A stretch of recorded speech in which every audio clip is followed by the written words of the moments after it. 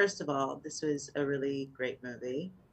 And I just wanted to know from your perspective, how was it when you were reading the script? Did you know like right away that your character like wouldn't be shown? Yeah, well, Well, like shown, but like that yeah, we no, wouldn't sort find of. out. I Yeah. I knew I knew that Ramel was planning on shooting in this sort of POV style. I didn't really know what that meant, but we had a conversation where he kind of described the process to me. So I was aware of sort of what was going on, but I had trouble imagining it until I got there. Oh, okay. That's interesting. So how was it for you, like emotionally, playing with this character and with this story? I mean, you have this sort of thing where we don't, we think that the character is someone other than who it is. We don't see, him as much. And then, just as your character is kind of going through and finding out what happened, trying to piece together what happened to the people that he knew there and whatnot. Can you talk a bit about that and your process for that?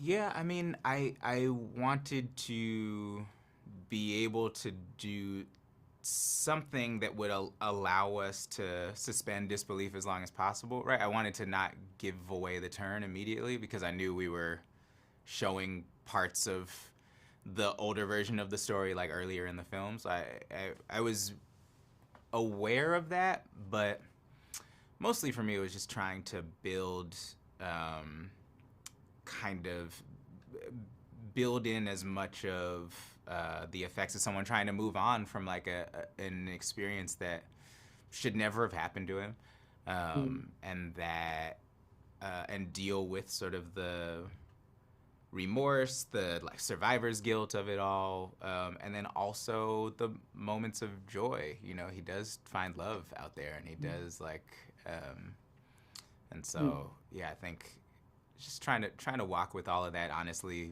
while like also carrying a camera on my back. Okay, I was wondering about how that was filmed.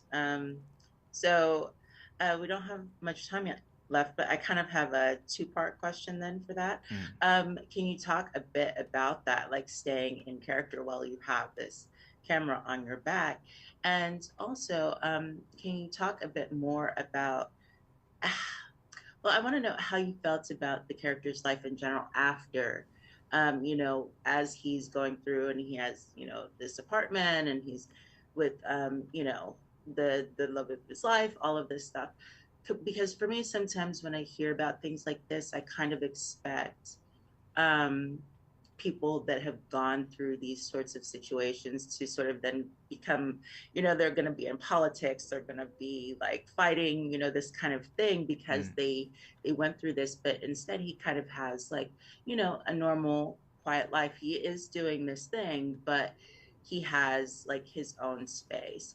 So, can you talk a bit about that? And I guess the importance of um, like when people go through things like this, just being able to have their own life outside of what it means in a larger historical context. Yeah, I mean, I think we never realize that we're living in history, and so everybody, I think he's just moving on with the avenues that are open to him, and I think it's not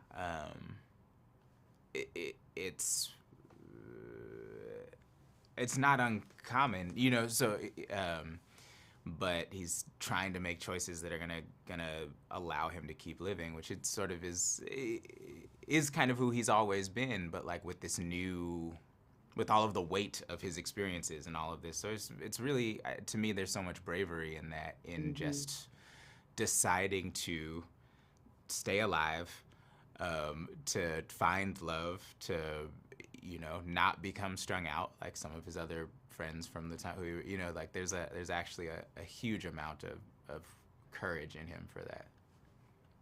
Yes, thank you. Mm. And this was a wonderful movie, and congratulations. Thanks, Yeah. thanks. Yeah, I'm blessed to be a part of it.